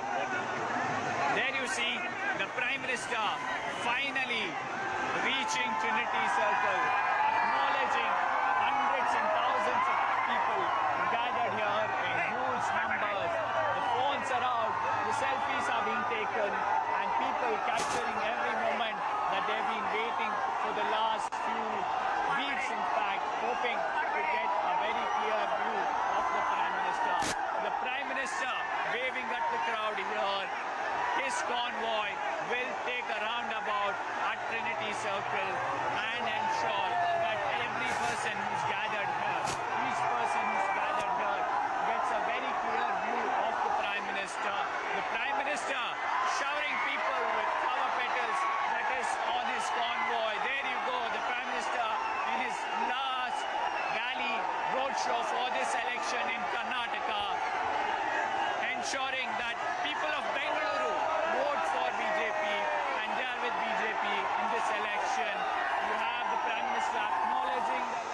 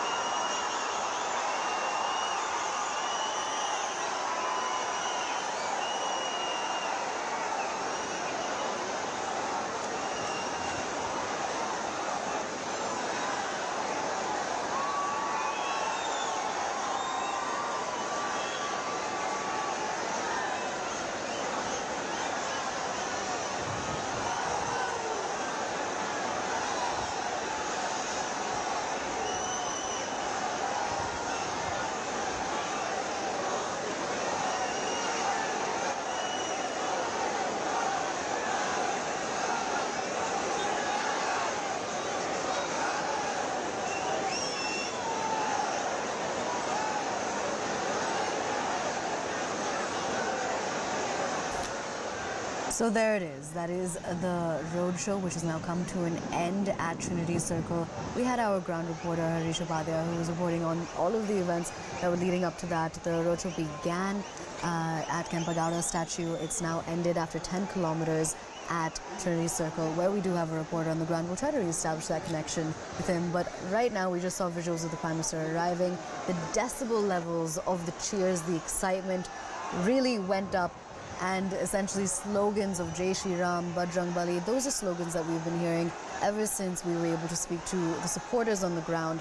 Thousands have come out in high numbers to support the Prime Minister, to support the BJP when it comes to one of the party's final rallies and roadshows in the state ahead of the elections, which are going to be taking place on the 10th of May in a single phase. And remember, results are going to be out on the 13th. Now, we are continuing our coverage of the roadshow. Remember, it began at Kempegowda statue, went on for 10 kilometers. The Prime Minister, again, you can see those visuals where supporters you essentially threw lots of flowers at the convoy. It was completely covered, and you can see that it's also covering the Prime Minister and his security guards as well. Now, remember, when it comes to the significance of this is coming just 3 days ahead of the elections, which are going to be taking place. And beyond this, one other important aspect is that the Congress is also going to be holding rallies essentially later today. But when it comes to what the BJP has typically done, the BJP has essentially relied more on roadshows so that there's more of a people connect rather than rallies. There were 2 roadshows that the Prime Minister conducted. Yesterday was one, today is another. And we'll be connecting shortly with our reporters to tell you more about what's going to happen next. Essentially, the Prime Minister is going to be heading to Shivamoga to conduct a public meeting. Now, there's some breaking news coming in. We're going to be shifting focus to that. Now, just 3 days before the polling in Karnataka, IT raids are being conducted across the state. Congress leaders and their aides are under the scanner. Priyanka Kharge's close aide, Arvind Chauhan's house and hotel were raided by the IT department. We're crossing back over to CNN News 18's Harish Upadhyay. Harish, tell us more about the raids. What do we know?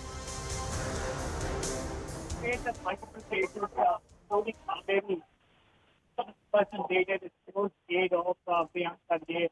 The other person raided is a Congress leader from Kaveri, someone close to previous Congress leaders.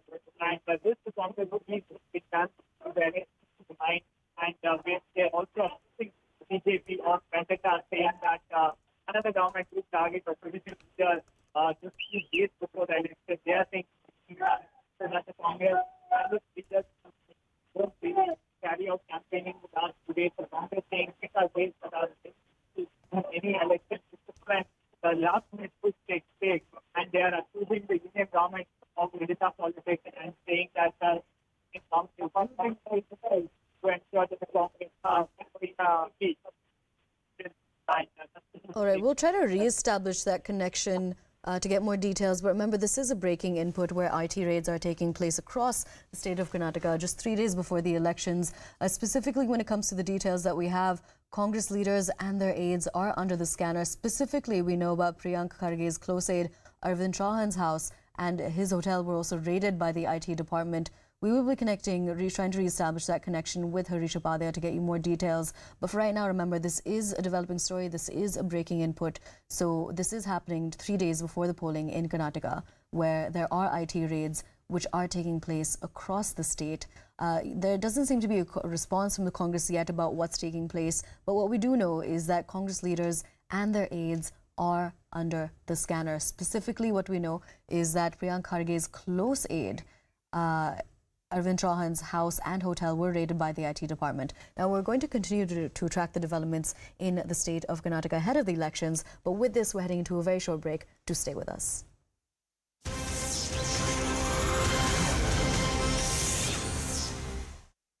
10:20, but people started gathering around at around 7 a.m. It was drizzling right here. So, upon that, it's a Sunday. So, people gathered here in large numbers to witness Prime Minister Narendra Modi's roadshow here in Karnataka, here in Bengaluru.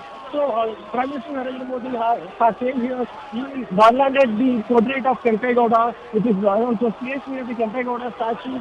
He created his speech and started his roadshow. Right now, as you can see the visuals, the 10-kilometer stretch roadshow is taking part in it, and wherever his former vehicles are going, and he's getting a great reception from the people. People gathered here in large number on a Sunday, welcoming Prime Minister Narendra Modi, and they also raising slogans like "Har Ghar Modi." Modi Nama Mane Maga, which means that Prime Minister Modi is our home son. So these are the slogans. At the very same time, you're also getting to see slogans like Jai Bajrang Bali in the backdrop of Congress announcing that they'll be banning Bajrang Dal. Bajrang Dal and many other such organizations here. So you're getting to hear those slogans as well. As you can see the visuals, large number of people, large crowd gathered on a Sunday, despite the rain here in the early morning and the heat now. So despite all this, they have gathered here in large number just to witness Prime Minister Roadshow. So it's just 3 days ahead of the elections which are set to take place in Karnataka.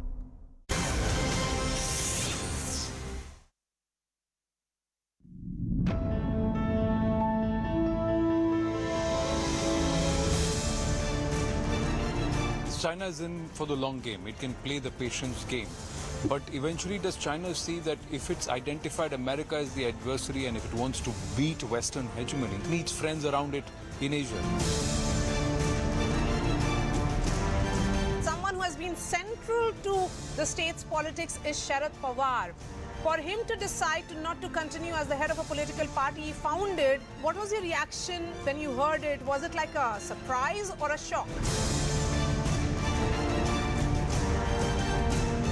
Group like the Bajrang Dal, for whatever their illegal activities, can be compared to the PFI? And why did you remember this today? I don't remember you ever promising PFI will be banned despite worse crimes committed by PFI members. Do you believe that today's attack gives Russia a handle or an excuse to try and derail that counteroffensive, or at least, if not on the ground, to try and alter the terms of narrative around that counteroffensive?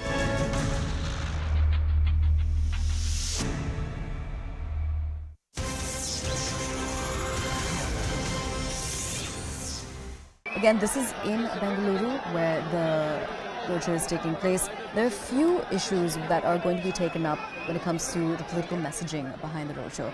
One is that this rally is essentially meant to add to the ultimate heft to BJP candidate V. Sumana's campaign against Congress leader and former Chief Minister Siddaramaiah in Varuna. Then it's also going to be aimed at reaching out to voters in 15 constituencies across Mysore and Chamarajnagar. And beyond this, it also ties in perfectly with the BJP's counter to Congress Chief Mallikarjun Kharge's snake remark at the Prime Minister, which he later on clarified to say that that remark was actually not aimed at the Prime Minister, it was instead aimed at the BJP's ideology, which he called poisonous. But so that is a part of the political messaging when it comes to the BJP's final rally in the state. Now, we're also taking a look at the visuals which we're showing you, which are live. The Prime Minister is waving to all of the supporters. As you can see, lots of excitement, lots of cheering. When our reporters were speaking to those on the ground who were waiting to welcome the Prime Minister, they were very excited. They were also speaking, they raised slogans of Jai Shri Ram, Bajrang Bali, which has been a very prominent theme. All right, we're crossing over to CNN News 18's political editor, Maria Shakil. Maria, so we're getting visuals of the Prime Minister at Kempegowda statue. He's arrived in a convoy and the roadshow is just about to begin. Yes, the concern certainly is Bengaluru. Bengaluru, in 2018, the BJP had got 11 out of 28 seats in Bengaluru. And that is the reason why this push that is coming from the Prime Minister. Yesterday, it was around 30 kilometers of roadshow that happened between 10:30 a.m. and 1 p.m. And we could see Hanuman as a prominent motive throughout. We have seen this election turn out to be that because of the ban promise that has been made by the Congress party in its election manifesto. And now we are seeing this push of an image which is clear of Hanuman throughout. Now the BJP is hoping that in Bengaluru Central, when the Prime Minister's roadshow is held today and it is about to begin any moment, that is where they are hoping it will be a turnaround completely. The Prime Minister, of course, remains a very, very powerful mascot for the BJP, and his popularity is on display here again. But when we talk about that those chants that were heard on Saturday, Aisha, it was there Bajrang Bali and cutout of Lord Hanuman was dominating the show. The BJP wants to send the message that this is an attack on Lord Hanuman, with the promise being made by the Congress party of banning Bajrang Dal if they are voted to power.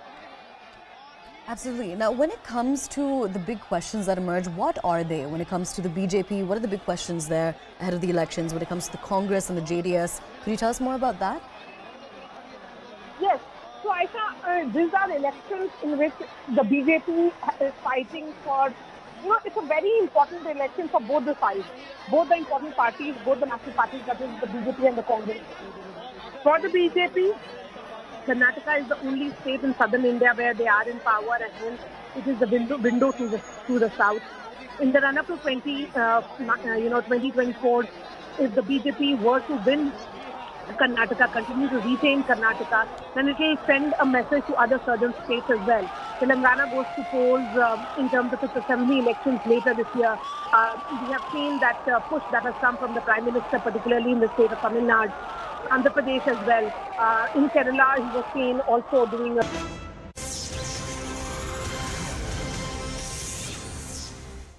Good afternoon and a warm welcome. You're watching CNN News 18 with me, Grihatul Siddiqui. On top of the broadcast, we're getting some breaking news from Karnataka as it is an election-bound state. Now, former Chief Minister of the state, B.S. Yediyurappa, a very, very senior BJP leader, has spoken exclusively to CNN News 18.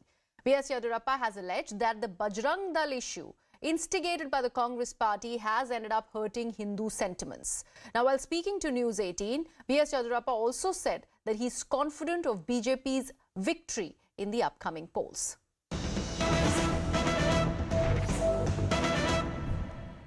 They're considering you the Chanakya of Karnataka elections, that you will do wonders for Karnataka. How do you see the ground situation? Few more hours for the elections to Karnataka. 101% we are going to win 125 to 130 seats, and on our own we are going to form the government, and situation day by day is improving because of Modi's roadshow and Amit Bhai's roadshow helped us a lot. These are all that there is no leaders in Congress party, whereas in BJP there are a number of leaders, and they have traveled across the constituency. Right. So 101% you will get absolute majority and form the government. Yediyurappa sir, Mr. Siddaramaiah yesterday said that even if Mr. Modi or the Prime Minister comes here, it doesn't make a difference because the Congress is going to I be don't there. want to comment about Siddaramaiah because himself is very difficult to win the election. That is the situation now. Right. Somana may win, there is no surprise in that. That is the situation. So, in terms of the Lingaites, there are a feeling that there's a consolidation towards the Congress, a little upset with the BJP. No, not at all. I convinced our Lingayite community people. I told them that I myself resigned for the chief ministership, and also I have decided not to contest for election. Nobody has forced me to do like this. It is my own decision. So, people of our Lingayite community, 101%, they are convinced, and they are going to support us. No doubt about it. Senior Congress leader Sonia Gandhi said that the BJP may talk about development, they've made it all about communal. They're talking all about Bajrang Dal and making it a communal. Sonia Gandhi, why should I answer for her? When they are losing miserably, for example, in Uttar Pradesh, out of 400 seats, they won only 5-6 seats. Right. If such is the situation, Sonia Gandhi, being a president of that party, she will speak so many things. For that, I don't want to comment. So, how much of this whole Bajrang Dal issue is going to affect in Karnataka? The issue, they have created themselves the problem, and Bajrang Dal, because of that issue, entire Hindu community has come together. They are criticizing Congress party for such a statement. So naturally we'll get more benefit because of that. So the Prime Minister is going to Nanjangud today. It's a very important place that he's going, and also the temple is of significance because when the Congress calls him a poisonous snake, here he's going to the temple that is of Lord Shiva, who himself consumed poison. Whenever he goes to important places, they will visit temples. So Nanjangud is also very important sacred place. That's why he is visiting Nanjangud temple. So if you look at the way surveys are going on, it said that the BJP was 70 to 80 initially, but now with Prime Minister Modi coming in and you yourself touring personally across, how much of increase are you going to see in number of seats? Madam, I am telling you 101% we are going to get absolute majority and we are going to form the government. My colleague Rohini Swami, who just got us that interview, is joining us on the broadcast. Rohini, that was an important interview to get. B.S. Yadurappa is very, very categorically mentioning a couple of points here. A, he tears into the Congress over the Bajrang Dal matter. How do you think has it played up on the ground? Are people of Karnataka really concerned about the fact that Congress in its manifesto has spoken about how outfits like Bajrang Dal should be banned? Yes, it does. It has had its effect on the people because they do feel that equating Bajrang Dal and PFI is something that has hurt the sentiment, and this is what the BJP is trying to cash in on. But see, at the end of the day, the voter is sensible. They also want to see that the bigger picture should be development. The bigger picture should be that they should get roads, they should have infrastructure, basic drinking water, and such kind of issues related to religion and others can take the back seat when it comes to voting day. Yes. But sentiments aside, people do feel they have been hurt, but in the long run, we have to see whether people do feel that it is such an issue that they would actually cast their vote in favor of the party that has favored them in terms of saying that Bajrang Dal is something that we need to say. Okay. The second point that B.S. Yadurappa also made, Rohini, was the fact that he says that Congress doesn't have any faces. As opposed to that, what we have seen in rallies is leaders like Siddaramaiah, leaders like D.K. Shivakumar garner a lot of crowd as compared to, Rahul Gandhi or Priyanka Gandhi. That is the kind of local connect that these leaders have. Now that the BJP has lost leaders like Mr. Shettar and Mr. Lakshman Savdi, is Yadurappa really, 100% in the line while he says that the Congress party doesn't really have faces, while BJP, on the other hand, is only parrot-dropping national faces, and which is spearheaded, of course, by, the Prime Minister of the country? No, it's a very important question you're asking because, this Karnataka election